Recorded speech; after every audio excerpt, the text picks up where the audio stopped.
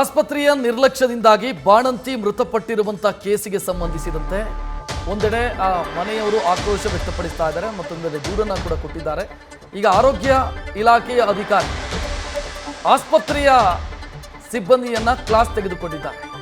ಅಂದರೆ ಮೃತದೇಹ ಕೊಡಲ್ಲ ಅನ್ನೋ ರೀತಿಯಲ್ಲಿ ಏನು ಇವರು ಹೇಳ್ತಿದ್ದಾರೆ, ಅದಕ್ಕೆ ಸಂಬಂಧಿಸಿದಂತೆ ಅವರು ಕ್ಲಾಸ್ ತೆಗೆದುಕೊಂಡಿದ್ದಾರೆ. ಮೊದಲು ಮೃತದೇಹ ಹಸ್ತಾಂತರಿಸಿ ಅಂತ ಕ್ಲಾಸ್ ತೆಗೆದುಕೊಂಡಿದ್ದಾರೆ, ಆ ನಂತರ ಹಣದ ವ್ಯವಹಾರ ಮಾಡಿ ಅಂತ ತರಾಟೆಗೆ ತೆಗೆದುಕೊಂಡಿದ್ದಾರೆ. ಇದಕ್ಕೆ ಕಾರಣ ಇದೆ. ಈ ಹಿಂದೆ ರಮೇಶ್ ಕುಮಾರ್ ಅವರು ಆರೋಗ್ಯ ಸಚಿವರಾಗಿದ್ದಂಥ ಸಂದರ್ಭದಲ್ಲಿ ಒಂದು ಕಾಯ್ದೆಗೆ ತಿದ್ದುಪಡಿಯನ್ನು ತರಲಾಗಿದೆ.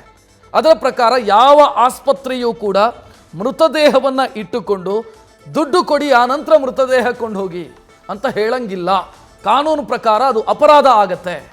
ಆದರೆ ದೊಡ್ಡ ಆಸ್ಪತ್ರೆಗಳು ಇದು ಯಾವುದನ್ನು ಕೂಡ ಲೆಕ್ಕಿಸ್ತಾ ಇಲ್ಲ.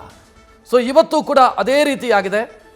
ಇಲ್ಲಿ ಮಣಿಪಾಲ್ ಆಸ್ಪತ್ರೆಯಲ್ಲಿ ಅವರ ಮೃತದೇಹ ಏನಿದೆ, ಜನನಿಯವರ ಮೃತದೇಹ ಏನಿದೆ, ಅದನ್ನು ಬಿಟ್ಟು ಕೊಡೋದಕ್ಕೆ ಆಸ್ಪತ್ರೆಯವರು ಒಪ್ತಾ ಇಲ್ಲ. ಅಂದರೆ ಬಿಲ್ಲನ್ನು ನೀವು ಕ್ಲಿಯರ್ ಮಾಡಿ ಆನಂತರ ಮೃತದೇಹವನ್ನು ಕೊಂಡು ಹೋಗಿ ಅಂತ ಹೇಳ್ತಾ ಇದ್ದಾರೆ.